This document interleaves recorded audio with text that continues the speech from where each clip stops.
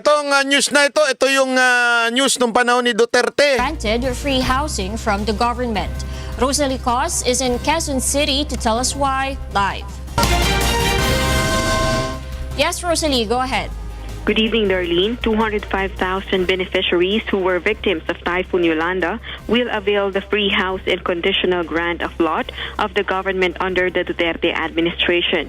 This was the announcement President Rodrigo Duterte made. Ayan hindi nyo bilang PCO, di nyo man lang ibinalita. Dapat sa susunod, PCO, bago nyo pagsasalitain si Bongbong Marcos, mag-research muna kayo.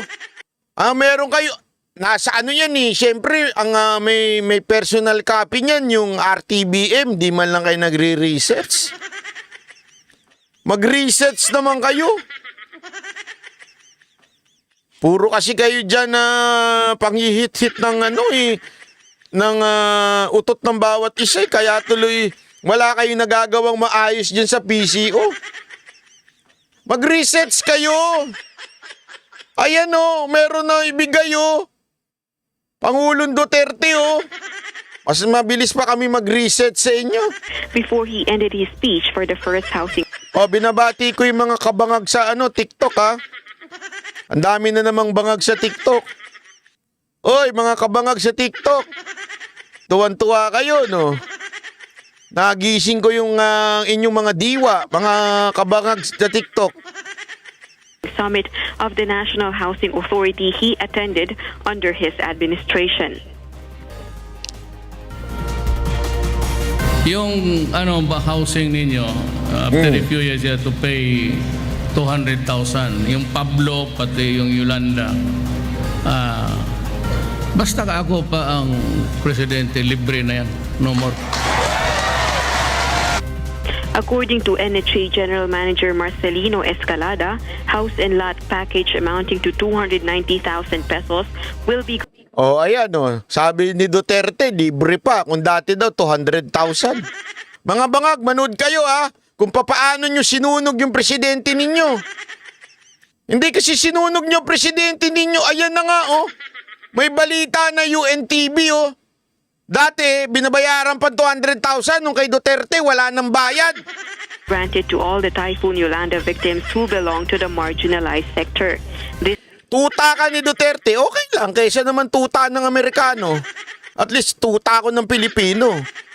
O kayo, tuta kayo ng mga pulburon nyo. Means this beneficiary in Typhoon Yolanda affected areas such as Samar, Leyte, Tacloban, Palawan, Cebu, Iloilo, Panay, and Antique will avail of free housing, but the lot allotted for them will be granted conditionally. To FRAC. The grant for the house is free. The grant for the land will be used to FRAC so that people will not be able to sell it, dispose it, or make it as a collateral for future financial requirements. Meaning it will be owned by government. This housing projects amount to close to 50 billion pesos to be funded by the national appropriations. As of now, NHA reports of 131,000 ongoing Yolanda projects, and these constructions are already awarded. All Yolanda projects bidded out last year should be completed in December 2017, while the remaining projects bidded out last month should be completed in December 2018. Sabi ni Madam, please forgive me to say this. Why do I have the impression that VP Sara's loyalty is her side? Andali, ba't nawala yun?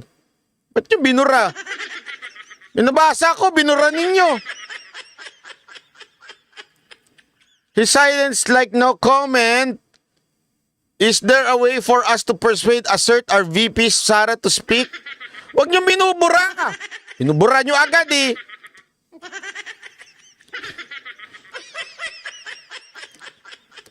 Alam mo, hindi naman natin mapepuwersa si VP Sara kasi sinasabi ko naman sa inyo, hindi siya yung pwedeng magsalita basta-basta. Alam niyo kung bakit? Kasi siya yung makikinabang Kung sakasakaling matanggal si Marcos, siya makikinabang. Hindi magandang tignan na siya ang kokontra. Di ba? Ang dating, parang nangaagaw siya ng kapangyarihan. Hindi naman po siya katulad ni Leni Robredo. Si Leni Robredo, alam mo naman yun. Ganid sa kapangyarihan yun. O kaya wag niyong anuin si BP Sara, hayaan niyo lang siya dyan. Easy lang siya, easy. 18, allowing 2 years of implementation. Meanwhile, President Duterte also turned over certificates of awards to 105 NHA housing beneficiaries. Some of the recipients were informal settler families living along danger areas in Metro Manila, while some were calamity victims. Back to you, Darlene. Thank you, Rosalie. And that's Rosalie Cos reporting live from Quezon City. O, ayan, o. Kita nyo na. O, ano ginawa ninyo? Mga tanga kayo dyan sa PCO. Pinapahiya ninyo, si PBBM sa ginagawa nyong yan.